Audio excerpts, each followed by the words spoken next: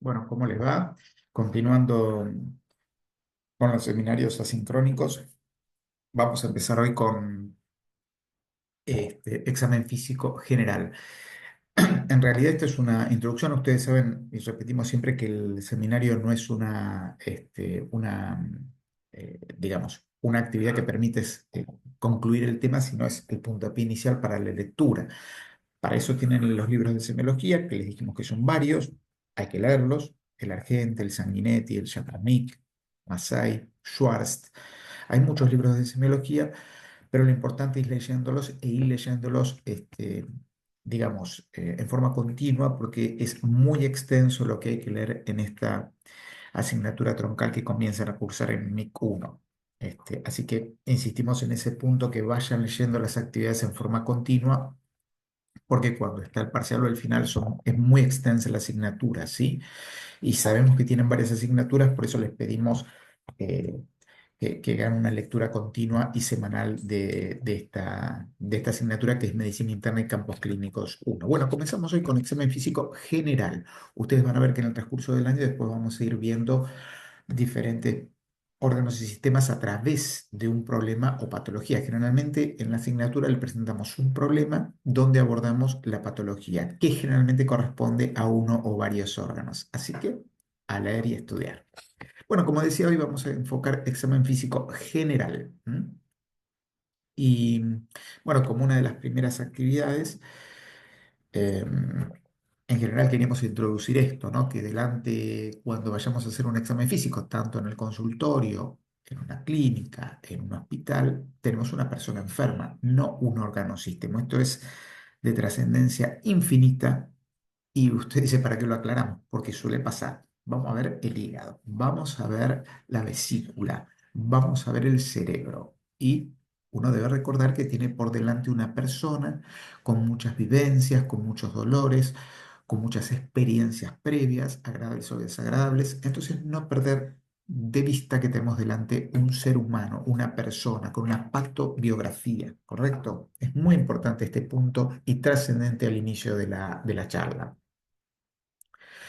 Es el encuentro entre un paciente que está sufriendo y un médico y sus destrezas. Fíjense qué interesante que no siempre es así, porque si yo me voy a hacer un examen periódico de salud, un control de salud anual, no hay sufrimiento. Si voy a pedir o solicitar un estudio, no sucede. Pero la mayoría de las pacientes que van a ver vienen con una queja, un dolor o un problema, ¿no?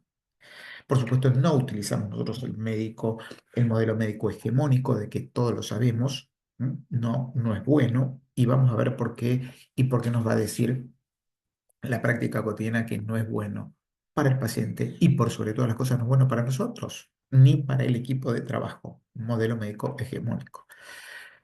La semiología, ustedes van a ver que tienen dos aspectos que vamos a tratar, que es la entrevista, que ya la vimos en el anterior seminario, que la efectuamos en esta parte de la historia clínica, que es la enfermedad actual. Recuerden que la historia clínica utiliza el método clínico, pero se basa en el método científico, la entrevista. Y también ahora vamos a abordar el examen físico en su inicio, por supuesto, ¿no? Entonces son los dos grandes pilares. Por eso tenemos que tener una muy buena entrevista o recolección de datos de síntomas y después objetivarlos. Cuando objetivamos nosotros el signo, es decir, el examen físico nos permite recolectar signos. Recolectamos síntomas y después objetivamos a través del signo con el examen físico. Es una herramienta de trabajo poderosa.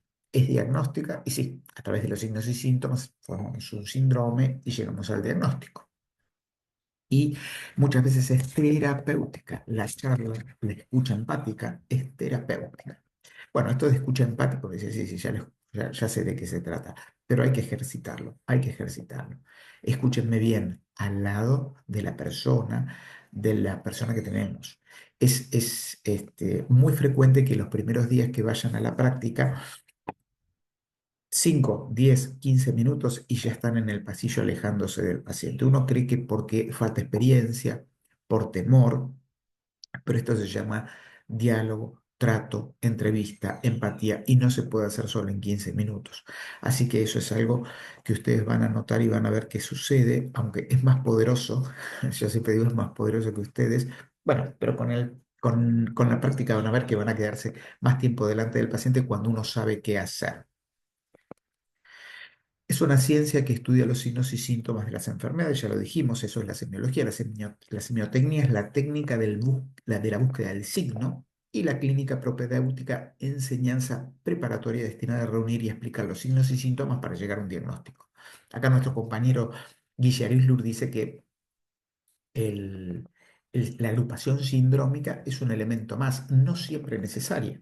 El hipocondrio derecho, donde tenés dolor, en el hipocondrio derecho, y tengo un Murphy positivo, ahora tengo una colecistitis, no es necesario agrupar una enorme cantidad de signos y síntomas, pero a veces cuando tenemos esa necesidad es una herramienta muy poderosa, la agrupación sindrómica, que de a poquitito vamos a ir viendo ejemplos. Bueno, el examen físico general lo realizamos utilizando los sentidos, poco instrumental, el estetoscopio, el tensiómetro, el termómetro, la cinta métrica, bueno, un ortooftalmo para iniciar un tensiómetro, un termómetro y un estetoscopio es suficiente, pero la gran arma que tenemos es los sentidos, no es otra cosa. Y hay que entrenarlos, porque dice, ya lo vi el paciente, pero no viste que estaba amarillo. No me di cuenta. Bueno, eso se llama entrenamiento. Para eso hay que hacer ver muchos pacientes.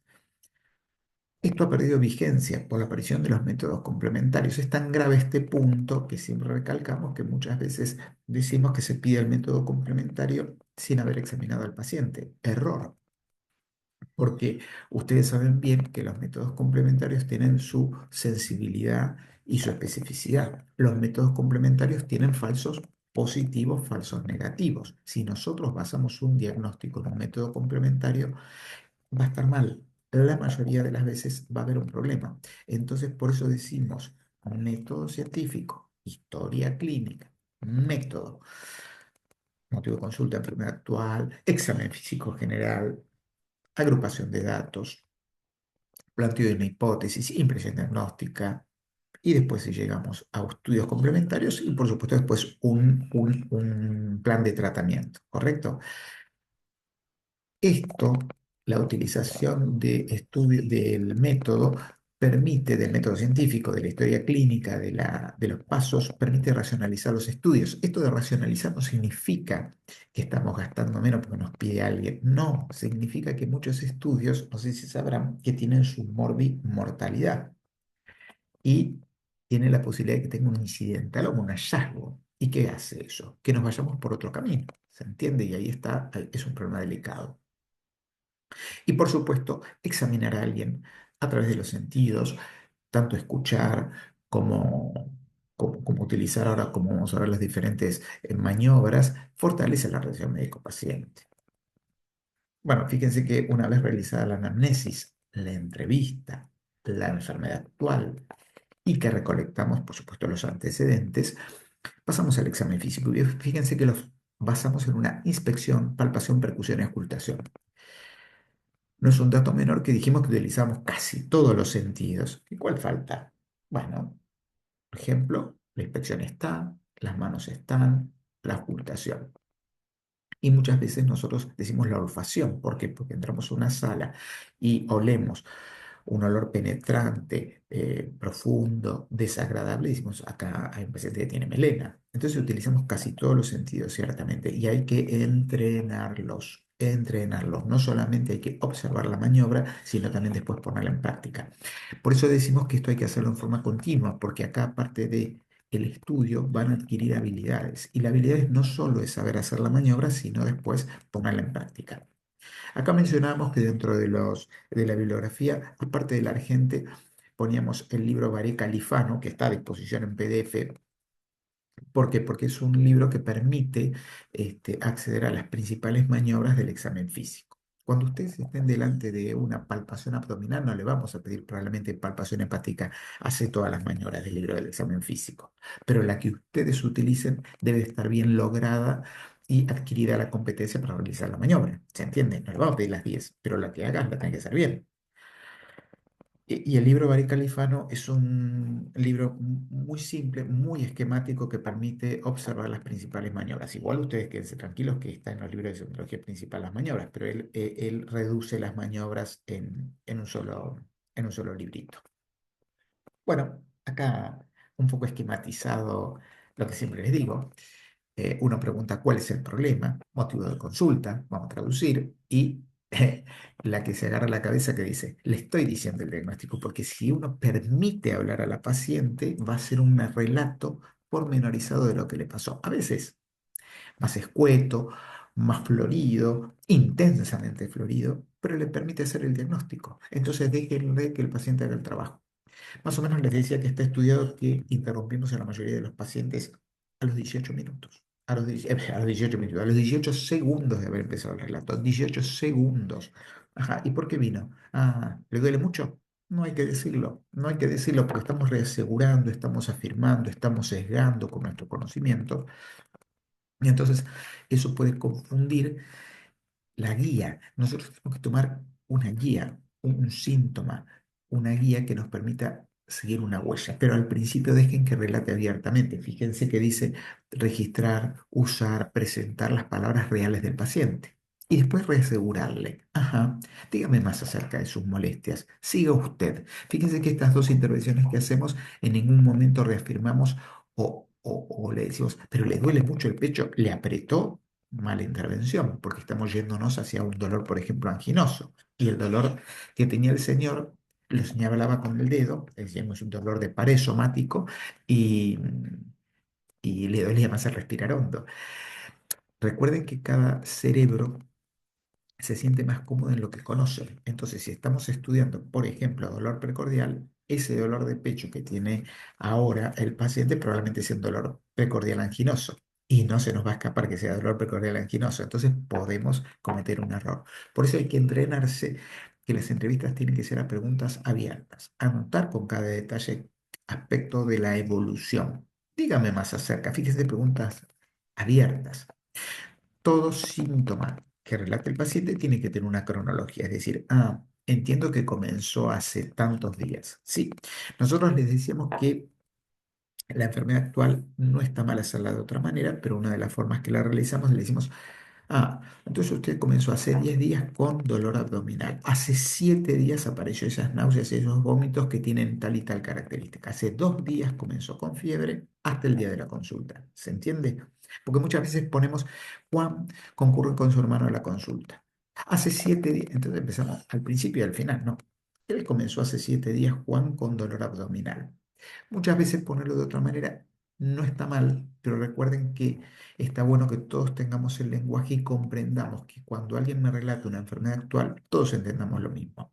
Bueno, fíjense cómo hace una evolución del padecimiento actual, sacamos la información irrelevante y díganme más acerca de, ¿por qué? Porque ahí sí ya dirigimos. ¿Se entiende? Podríamos enfocarnos de todo lo que dijiste. Me interesó ese dolor de cabeza, ¿me podrías decir algo más?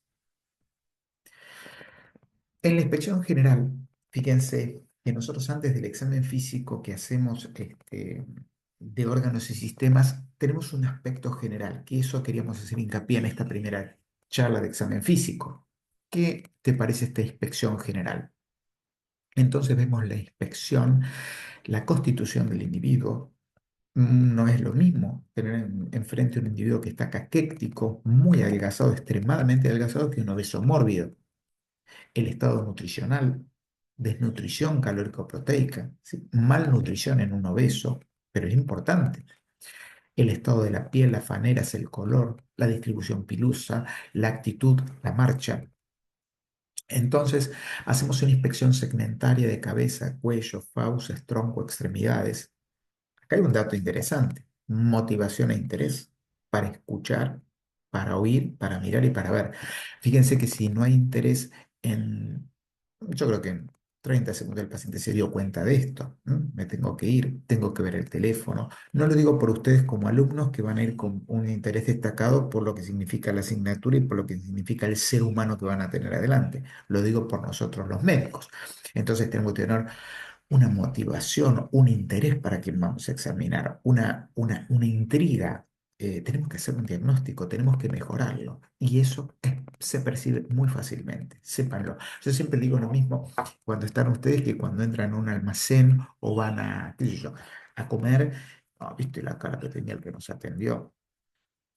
Es percibible rápidamente. ¿Eh? Por supuesto, acuérdense que nuestra mirada como médicos probablemente tenga mucho más sesgo que la de ustedes, que todavía no están entrenados. Esto a favor de ustedes. ¿M? ¿Por qué? Porque mi mirada está sesgada por conocimiento y muchas veces puedo tomar un camino inadecuado. Por eso tengo que tener mucho cuidado en cómo hago la entrevista y cómo hago el examen físico, porque estoy tremendamente sesgado. Tengo, vamos a decir, una ideología plasmada por lectura. Acá observamos una lesión en el paladar. Entonces, uno cuando describe esto en la observación dice, bueno, tiene una tumoración, correcto, pero cuidado delante del paciente porque tumor significa cáncer. Y si bien tumor es una expresión adecuada, no podemos decir tumor delante de un paciente porque lo que implica es que va a haber daño y sufrimiento. ¿Y saben esto? Que la palabra genera daño y sufrimiento. Entonces, una formación en paladar duro de 3 meses de evolución, correcto. Ah, entiendo. ¿Y esto empezó del mismo tamaño? Bueno, no, doctor. ¿Tenía la misma forma? Bueno, no, en realidad era más chiquito. Ah, hace 3 meses era más chiquito, correcto. Y usted dice que se fue, claro, se fue agrandando en este transcurso de los 3 meses. Muy bien. ¿Diría usted que le molestó o algo más que haya sentido? Sí, sí, sí, me dolió. ¿Y cuándo le empezó a doler? Hace 2 meses. Ah, ¿siempre igual? No, te dolió más. ¿Siempre igual? No, ya que dice me duele un poco más ahora. Ah, ¿y cuándo empezó a doler más? Bien. Y pasó algo ahí cuando usted come. Ah, sí, ya que dice, me sangra. ¿Se entiende? Y vamos enriqueciendo, pero cada sin. Ah, y cuando apareció eso que usted dice que era sangre. ¿Hace cuánto? Hace un mes. ¿Y cómo es eso? Cuénteme. No, mucho, poco. Cuénteme. Siempre preguntas abiertas. Ah, correcto. ¿Y ha tenido problemas para tragar? Ujú. Para oler, porque lo veo cerca. Ah, bien, bien, bien. Entonces, nosotros vamos enriqueciendo esa formación. Después vamos a introducir los dedos y nos va a decir que esta formación duropétrea, friable, sangrado espontáneo o sangrado a la palpación. Y cuando se lo vamos a contar, nuestro interlocutor va a decir, ah, tiene probablemente un tumor en paladar duro. ¿Tiene algo el paciente? Bueno, y ahí vamos enriqueciendo el diagnóstico y podemos hacer diagnósticos simplemente con la entrevista y el examen físico que nosotros podemos relatar. ¿Se entiende lo interesante que es esto? En el examen físico, simplemente como maniobra, como introducción a lo que vamos a hacer, vamos a tener una palpación, ¿no? Y es una apreciación manual de la sensibilidad, temperatura, consistencia, situación, movimiento de órganos, ¿no? Eh, y se puede hacer a través de los tegumentos o a través de orificios, tacto. Entonces vamos a utilizar la palpación. Fíjese que la palpación que nosotros usamos en el hospital, le decía, y en las clínicas y en los sanatorios es monomanual, bimanual. Podemos utilizar manos separadas, manos yuxtapuestas, superficial, profunda. Tiene todo esto la palpación. Y después de aprender y ver la maniobra, vamos a tener que aplicarla. Entonces, fíjense que esta adquisición de estas habilidades es muy compleja. Ojo, ojo, ojo, que yo sé, algún pajarito me contó que en Arti 4 estuvieron trabajando sobre abdomen. Por eso en abdomen y palpación abdominal no vamos a empezar de cero. Vamos a enriquecer lo que ustedes saben. Neurología. Vamos a enriquecer lo que ustedes saben.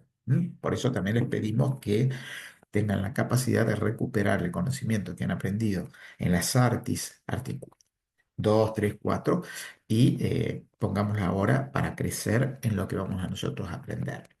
Vamos a utilizar la sensibilidad, ¿sí? Temperatura, forma, tamaño, consistencia y los movimientos, vibración, latidos, movimientos respiratorios.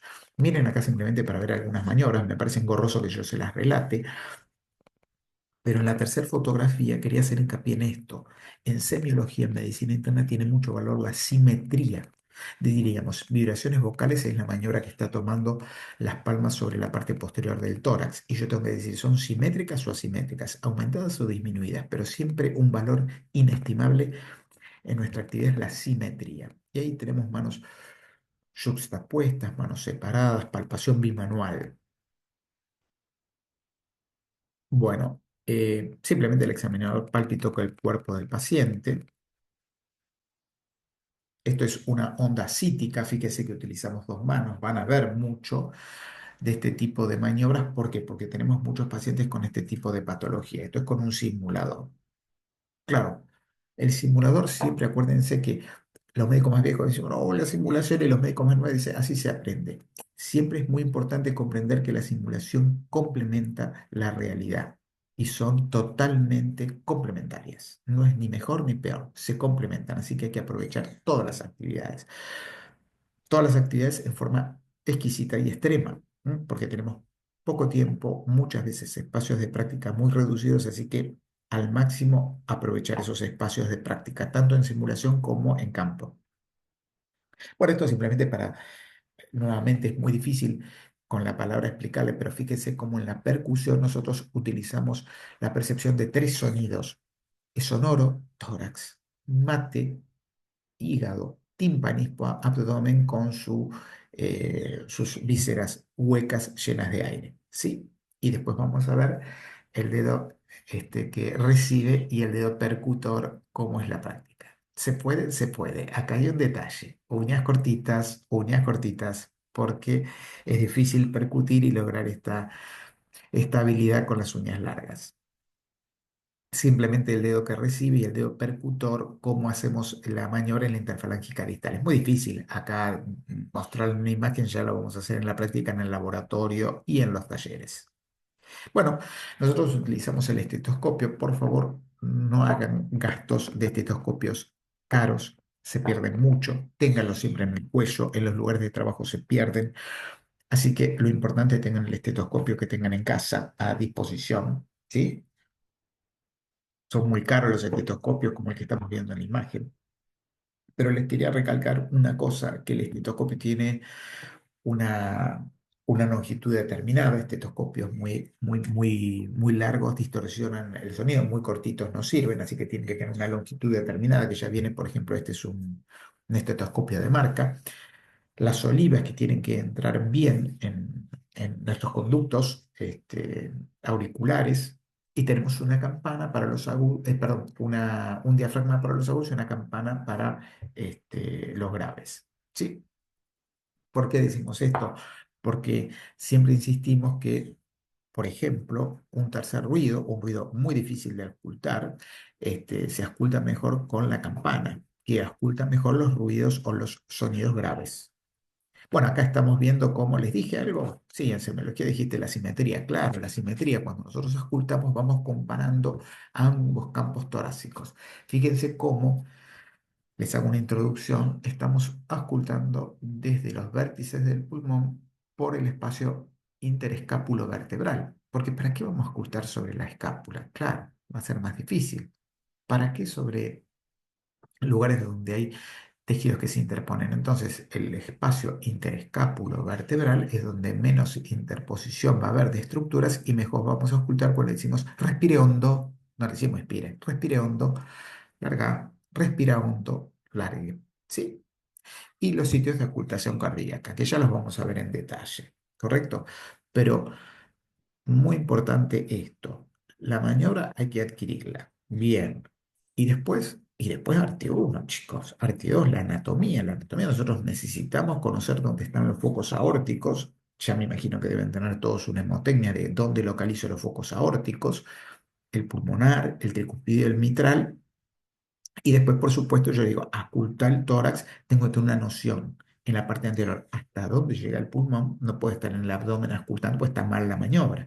O en posterior, estando, qué sé yo, en lumbar, ocultando, respire hondo. No, no, hasta ahí no llega el pulmón. Entonces, fíjense, es lo que yo siempre reclamo, que tenemos que conocer la anatomía básica, la anatomía de la localización de las vísceras para después aplicar la maniobra que nos enseñaron para ocultar, palpar, percutir. Por eso, fíjense que esto no es algo sencillo, pero les puedo decir que es algo maravilloso, como siempre dice ahí un profe, hermoso lo que hacemos, y bueno, y los que estamos enamorados de la medicina y la clínica, que todavía quedamos unos cuantos, en la asignatura les puedo decir que son todos, No, es maravilloso llegar a un diagnóstico y poder ofrecerle ayuda a alguien que viene con una queja o un problema. El examen físico y la anamnesis son más poderosos para establecer el diagnóstico pronóstico y terapéutica que los estudios complementarios. Sí, sí, sí, ténganlo en cuenta. Mi maestro, algunos van a conocer durante su pasaje ahí por el campo, eh, dice que tiene va a escribir un libro del paciente changuito. Le digo, ¿qué es eso, Jesús? O Mario, ¿qué es el paciente changuito? Y cuando me vienen a ver a mí, es un médico que hace interconsultas, ¿no? Ya más que la consulta, hace la interconsulta. Y dice que los pacientes vienen con un changuito cargado de estudios. Y él dice, no, déjelo a un costado. Ah, pero doctor, ¿no va a ver los estudios? No, no, le tengo que hacer la historia clínica. Ah, nunca me la habían hecho. Y entonces ahí uno se queda frío porque dice, bueno, no, che, ¿cómo? Una historia clínica, no tenés hecho una historia clínica con datos. Vieron que adelante le ponemos los datos básicos, motivo de consulta, enfermedad actual, ¿no? Habíamos dicho antecedentes, inspección general, examen físico, datos positivos, agrupación, hipótesis, impresión diagnóstica. No, no, no lo tengo hecho. Tengo toda esta cantidad de estudios, quiero que los vea. Y entonces él siempre dice, deje los estudios al costado, vamos a hacer la historia clínica. ¿Mm? Por supuesto que requiere entrenamiento, aprendizaje. No hay problema que al inicio, cuando vayan a campo, que estemos muy nerviosos adelante de un paciente real al cual le vamos a pedir permiso y si está de acuerdo, después vamos a empezar la entrevista. No se empieza sin un consentimiento verbal, ¿correcto? Que normalmente me encargo yo de pedirlo antes que ustedes vayan. Pero no hay problema que al inicio lleven una historia clínica escrita. Pero como decimos que esto de la empatía, de ver a los ojos al paciente, se contrapone con tener una historia clínica que tengo que llenar, pero bueno, las primeras veces los pacientes se dan cuenta, saben esto y tienen paciencia. Lo que nosotros tenemos que decir es, estamos a sus órdenes, lo que necesite. E incluso muchas veces cuando iniciamos podemos ayudarlo, porque tenemos una persona que está, qué sé yo, casi cayéndose de la cama y le podemos acompañar. Le podemos ofrecer algo, así un vaso de agua. Y eso se trata de la relación entre el médico y el paciente, o el paciente y el médico, ¿sí? Que podemos ayudarlo, aunque seamos alumnos de la escuela, porque para eso estamos. Somos alumnos que sabemos mucho del abordaje del paciente y cómo ayudar al otro. Bueno, después hacemos un examen físico general y la impresión general. Había dicho que la persona con experiencia tiene el famoso ojo clínico. ¿Qué es esto? Esto es una forma de hacer diagnóstico. Cuando entra mi maestro hace un reconocimiento de patrón. ¿Qué significa? Que el señor está semisentado, con sus yugulares tensas, ingurgitadas, está con las piernas hinchadas, está agitado y dice, anda a ver el R3 en esta insuficiencia cardíaca. Y vos decís, ah, ¿cómo hizo María? Ah, díganme cómo hizo. Bueno, eso es mucho entrenamiento, mucho ojo clínico, pero nosotros no lo vamos a hacer porque necesitamos utilizar el método para llegar al diagnóstico. Una vez que tengamos unos cuantos años, utilizamos el ojo clínico. El ojo clínico tiene el problema de que si uno no tiene entrenamiento puede errar la observación y tomamos un camino incorrecto. Bueno, fíjense que el antecedente del examen físico, segmentario y meticuloso. Todo esto antecede, ¿sí? Y algo que nunca puede evitarse son los signos vitales. ¿Por qué? Porque nadie va a venir con un problema serio a la guardia y los signos vitales van a ser normales. Es bastante improbable que eso suceda. Sí. Entonces, em, el estado de conciencia, es decir, nosotros continuamos viendo si el paciente está lúcido o confuso. Luego vamos a abordar un poquito más sobre esto. La actitud o postura, el decúbito, el hábito, las fases, la nutrición y la hidratación. Fíjese que esto es inicial, examen físico general, la impresión general. Siempre digo lo mismo, ¿no? Che, te dejé una neumonía para que veas en el piso. Bueno, comemos y vamos. Sí, sí, la neumonía de este señor de 96 años, ¿no? Que pesa 30 kilos. No, pero decímelo así, tenemos que ir ya mismo a verlo. Fíjese cómo esa impresión general determina mucho de la urgencia. Mucho decimos cuando damos este dato, ¿correcto? Y todavía no empezamos un examen físico segmentado. Bueno, esto es para que vean una imagen simplemente de cómo en el estado de conciencia sabemos si el paciente habla, se mueve, tiene los ojos abiertos o cerrados y por supuesto vamos a utilizar la escala de Glasgow. Como del otro lado tenemos los signos vitales, fundamentales. Empezaste a ver al paciente, ajá, ¿qué frecuencia cardíaca tiene? Y no es porque estamos interrogándolos, porque tiene enorme trascendencia la frecuencia respiratoria, la temperatura axilar, el pulso, la frecuencia cardíaca y la presión arterial. Algunos introducen ahí la saturometría. Después vamos a ver por qué o no puede estar la saturometría, pero los signos vitales tienen que estar. No podemos presentar un paciente sin signos vitales y por supuesto decir si es un paciente que está lúcido, ubicado en tiempo y espacio, o es un paciente que está confuso, o es un paciente que está combativo. Y para eso utilizamos en el estado de conciencia la escala de Glasgow. Estas escalas son útiles y aportan, ¿sí? Y hay que conocerlas. Bueno, después pasamos un poquitito a una vía aérea. Fíjense la ABC, la vía aérea está permeable, cómo está respirando y cómo está la circulación, que un poco digamos, se alía con lo que estamos diciendo de los signos vitales, ¿no? Una vía aérea permeable, cómo está respirando el paciente, tiene entrada de aire adecuada, cómo está la circulación. Es decir, el paciente está frío, con livideces, cianótico, bueno, no está bien la circulación. Entonces, ubicarse para cuando estamos viendo un paciente en la urgencia de esta manera nos es de enorme utilidad. Entonces decimos ahí, bueno, dice, está bien, está mal, porque está confuso, no habla, tiene la frecuencia cardíaca demasiado alta o demasiado baja, los ojos están cerrados, está hipotenso, está hipertenso, está con fiebre, está hipotérmico. Entonces nos ubica sobre la urgencia que tenemos en abordar este paciente. Creo que la otra vez en un laboratorio estuvimos viendo, ¿no? Un paciente que había hecho caca negra, había tenido una hematemesis y estaba hipotenso. Entonces, este abordaje nos permite saber sobre la urgencia del paciente y aporta datos trascendentes cuando tenemos que transmitirle, porque la historia clínica es esto, yo puedo tomar decisiones o al revés, puedo transmitir en forma ordenada o alguien puede leer mi historia y puede comprender qué tiene el paciente. Esto no lo vamos a dar, ya lo han visto, pero sepan que la escala de Glasgow es de enorme valor en el abordaje inicial del paciente. Esto es simplemente para que vean una de las tantas tablas que existen sobre el estado general del paciente y su posibilidad de hospitalización o entrada en terapia. ¿Y qué utiliza la escala? Que no hay que memorizarla, fíjense que es sencillo. Dame la presión sistólica, qué frecuencia respiratoria, qué frecuencia cardíaca, qué temperatura. Entonces, de acuerdo al puntaje, uno puede decir si el paciente está en riesgo de muerte. Por supuesto, yo le digo, no, está con 60 de sistólica. Frecuencia respiratoria. No, está con 7 de frecuencia. Frecuencia cardíaca, che, no le palpo. Temperatura hipotérmico. Bueno, necesitamos más datos. Entonces, sin utilizar una escala, uno comprende que este paciente está grave. Y acá vemos la actitud cuando ya abordamos al paciente y muchas veces encontramos al paciente en esta posición y digo, ¿qué nos está diciendo el paciente? El paciente nos está diciendo que está en una actitud sentado, inclinado hacia adelante. Nosotros le decimos que tiene una plegaria maometana. Fíjense qué interesante porque esto nos está diciendo que puede haber un problema en el pericardio y puede haber un derrame o taponamiento. Pasa esto en el hospital casi todos los años.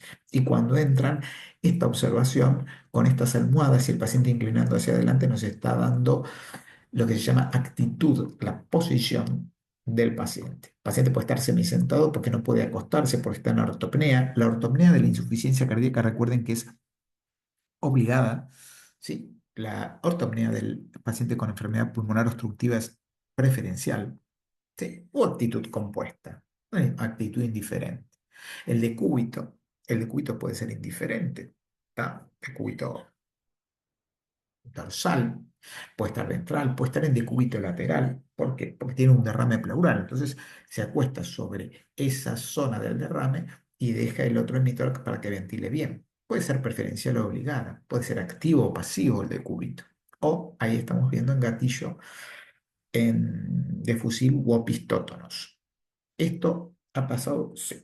Ha pasado que vamos a ver pacientes que están internados por la mañana y decir, ¿qué pasa? ¿Por qué? Mira cómo está el paciente. Y está con el cuello hiperextendido, las piernas flexionadas, los brazos flexionados. Entonces decimos, no, esta es una posición de gatillo de fusil. Esto a veces se condice con pacientes con enfermedad meningia. ¿Sí? Entonces, es trascendente la actitud y el decúbito. Los hábitos no nos vamos a meter, pero sí lo que yo quería decirle con respecto a esto, trascendente el estado nutricional. ¿Por qué? Porque el estado nutricional nos va a decir si estamos un paciente caquético o un paciente con obesidad mórbida. En cualquier caso, los trastornos alimentarios traen una de las primeras causas de trastorno inmunitario del paciente. Entonces, si tenemos un paciente con desnutrición calórico-proteica o un paciente con obesidad mórbida, tenemos un inmunocomprometido y no busquemos enfermedades raras. Eso es un inmunocompromiso y es muy prevalente en la práctica cotidiana. Por consiguiente, acordarse de describir esto en los pacientes. Bueno, las fases vamos a tener algunas tipos de fases para describir. Yo no los voy a aburrir acá con las fases, pero léanlas. Les puedo asegurar que cuando leen el libro, por ejemplo, Argente, cuando van al hospital empiezan a identificar y lo que empiezan a tener un arma de diagnóstico, ¿no? Y van a ver que empiezan a hacer diagnósticos en el almacén, en el café, en los lugares de esparcimiento. Dice, "Che, este tiene", porque empiezan a reconocer las fases. Está buenísimo cuando la fase se integra a la clínica y entonces es enormemente rico la cantidad de diagnósticos que van a hacer. Bueno, con respecto al estado de hidratación, fundamental, sobre todo, y vamos a ver más adelante, pacientes que tienen, por ejemplo, diarrea y vómitos, se deshidratan. Y nosotros, con algunas maniobras básicas como los signos vitales, imaginarán cómo va a estar la presión si estoy deshidratado, ¿no? Y baja, sí. Y cómo está la frecuencia cardíaca. Y elevada, claro. Las mucosas secas, como la lengua del oro. Y el signo del pliegue. Fíjense que el signo del pliegue, ahí vemos la imagen, se hace en el dorso de la mano, pero en las personas mayores de 50 años lo hacemos subclavicular. Uno de los datos más importantes que aporta la deshidratación es el hundimiento del globo ocular. Y por supuesto, las lágrimas de cocodrilo, es decir, no hay lágrimas. Sobre todo esto lo van a ver en sano. Y no hay sudoración.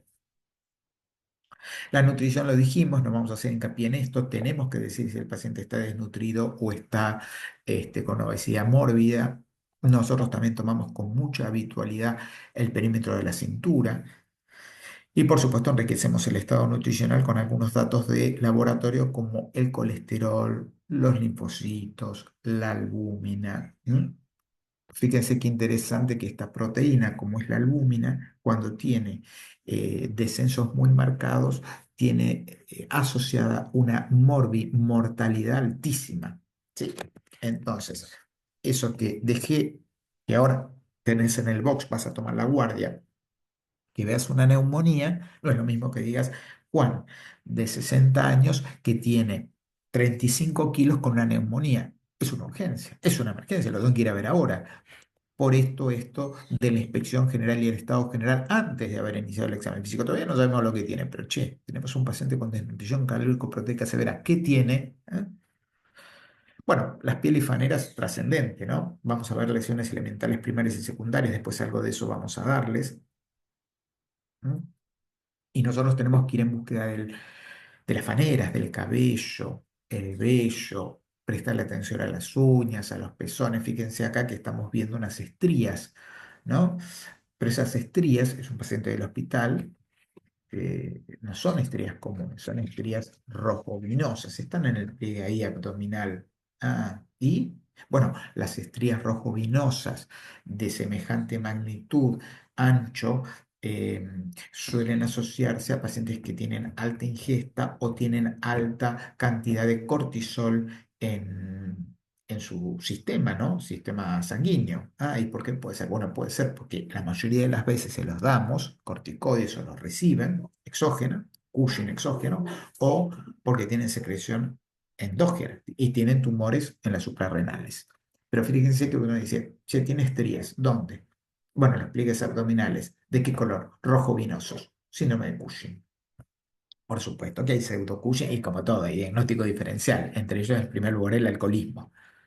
Bueno, esto para que vean simplemente si uno tiene que describir, vamos a hacer algún abordaje de las lesiones elementales primarias y secundarias de la piel, cómo esas pérdidas de sustancia que nosotros llamamos úlceras son casi ensacabocado, con un borde exquisito como si hubiera sido este, hecho con un bisturí en cara lateral del pie, en una enfermedad rara. No tenemos que aprender enfermedades raras. Por el momento simplemente hacer una descripción que en la cara lateral del pie yo observo dos lesiones con pérdida de sustancia, una más grande de 3 centímetros, por ejemplo, 3 por 2 y la otra 2 por 1, son un poquitito más grandes, con fondo algo sañoso, pero con el borde exquisitamente delimitado, que son muy dolorosas espontáneamente en este paciente, ¿se entiende? Y entonces estoy describiendo que tiene dos úlceras y las tengo que medir. No vayan con una cinta métrica, la pueden llevar y el tamaño es importante. Bueno, y acá tenemos en la zona de ambos codos en flexión, esto es una paciente que tiene una hipertrigliceridemia severísima y entonces tenía síntomas eruptivos en ambas zonas de flexión de ambos codos, ¿no? Y ahí cuando hablamos a veces, yo les digo, che, ¿tiene hipertrofia gingival o no? Vemos lo que es una verdadera hipertrofia gingival. ¿Mm? La hipertrofia gingival siempre decimos que lo vemos en tres situaciones muy marcadas. Es muy prevalente que los anticomiciales den hipertrofia gingival, sí, pero también hipertrofia gingival lo dan las leucemias. Tenemos mucha internación de pacientes oncohematológicos en el hospital, las leucemias, y esta paciente lo que tenía es algo que no es prevalente, pero lo vemos con mucha frecuencia en la internación, es el escorbuto, hipertrofia gingival. ¿Sí? Bueno, tenemos que saber si el paciente, cuando vamos por el tejido celular subcutáneo, si tiene edema o no. Ya vamos a introducirnos un poquitito más en este tema. El sistema linfático, también vamos a abordar este tema con la palpación de los principales grupos ganglionares. Fíjense que nosotros los grupos ganglionares lo hacemos en el examen físico, hacemos una descripción si hay ganglios superficiales, ¿m?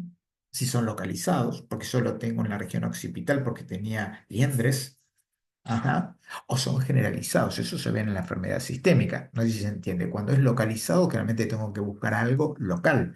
Cuando es sistémico, generalmente tengo que pensar en enfermedades sistémicas. Así, y vamos a ir a buscar occipitales, supraclaviculares axilares, epitropicales inguinales. 80% de los ganglios están en la región cervical y cefálica, ¿no? Acá no me voy a meter mucho, pero recuerden que tenemos ganglios superficiales y ganglios profundos que no son accesibles a nuestro examen físico. Sistema osteomiarticular, y después el doctor Malfante va a hacer un abordaje de esta patología. Recuerden que nosotros sabemos que no vienen con cero de conocimiento, vienen con un conocimiento de eh, 3 años, ya que vienen en la escuela, y eso nos va a dar una base para nosotros proyectar más conocimiento y darles más habilidades para que puedan abordar esta problemática cuando estemos viendo los temas, ¿sí? Bueno, por último, la fiebre. Nosotros, es un dato trascendente saber si el paciente está hipotérmico o tiene temperatura. Ahí pusimos un límite porque uno dice, ¿cuánto es fiebre para acá, para la asignatura? Vieron que hay muchos, pero tenemos que tener un dato de que, por ejemplo, fiebre consideramos un registro axilar por encima de 37,8. Saben que no es el dato más fidedigno axilar, ¿no? Sino que es rectal o bucal, pero la práctica nos hace ver que el axilar es el que utilizamos la mayoría de las veces. Entonces, no, no, decime cuál es el más fidedigno. Nada, a ver, ¿cuál usan en la práctica? Bueno, el axilar. Y 37,8 es un punto de corte, pero fíjense que tenemos un ritmo circadiano de 36,8, perdón, de 36 a 37,5 vespertino, que es un ritmo circadiano donde aumenta la temperatura en horario de la tarde. Sí, y nosotros utilizamos ese tipo de registro. Bueno, después los síntomas y signos. Yo quiero hacer un hincapié, después vamos a ver si podemos subir alguna actividad de esto, de que tienen que leer esos primeros, por lo menos lo esencial del libro de semiología, donde hacemos una descripción básica de cómo es el dolor, cómo es la fiebre, la disnea, la cianosis, el edema, la ictericia, la astenia y la pérdida de ganancia de peso. ¿Por qué? Porque son datos de ingreso que nos van a permitir entrevistar adecuadamente cuando hagamos enfermedad actual y examen físico cada uno de estos puntos. Entonces, manejar básicamente dolor, fiebre, disnea, cianosis, edema, ictericia, astenia y pérdida de peso es fundamental. Bueno, espero no haberlos aburrido. Es una experiencia muy, muy linda. Medicina interna y campos clínicos uno, lo que nos gusta la clínica, la medicina interna. Estamos nuevamente muy contentos de recibirlos a todos ustedes. Esperamos que saquen cosas provechosas de la asignatura. Esperemos estar a la altura. Tienen un equipo realmente muy bueno de profes, así que aprovechenlos. Realmente les digo, aprovechenlos porque saben mucho y saben clínica, así que aprovechenlos. Bueno, les mando un abrazo y nos vemos en la próxima, ¿sí?